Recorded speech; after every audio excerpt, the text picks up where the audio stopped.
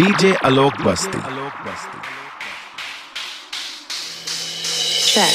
The master of power base, the king of the king, UP king, open challenge. DJ Alok Basti.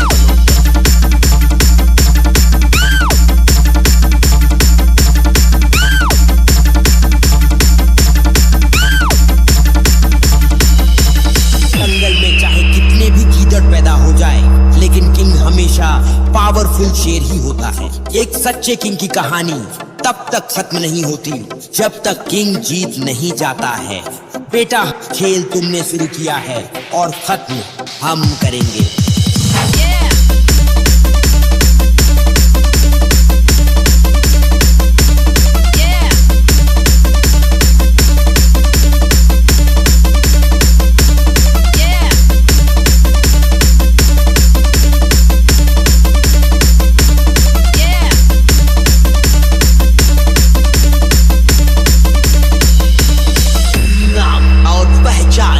छोटी हो पर अपने दम पर होनी चाहिए।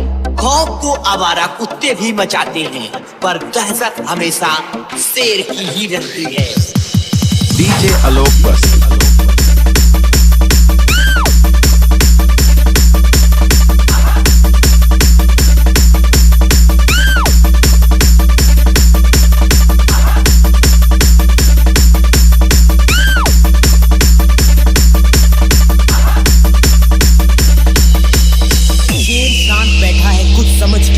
जंगली कुत्तों का शोर कुछ ज्यादा ही हो गया है। उन कुत्तों को बता दो कि the king of the king, UP king DJ Alok Basti. शिकार करने फिर से आ गया है।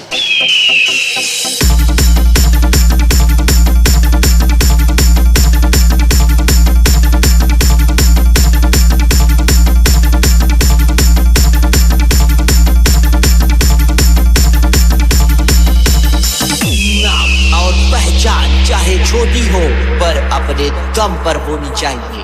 खौफ तो आवारा कुत्ते भी मचाते हैं, पर दहशत हमेशा शेर की ही रहती है।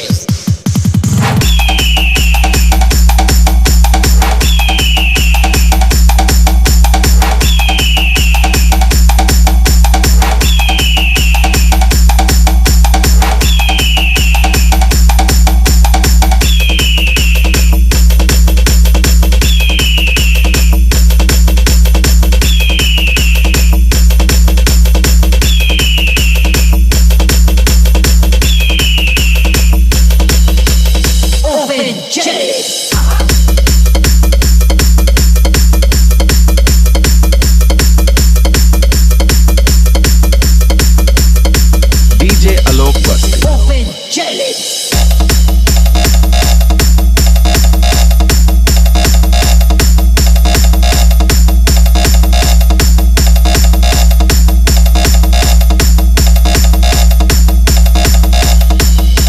DJ Alok Basti.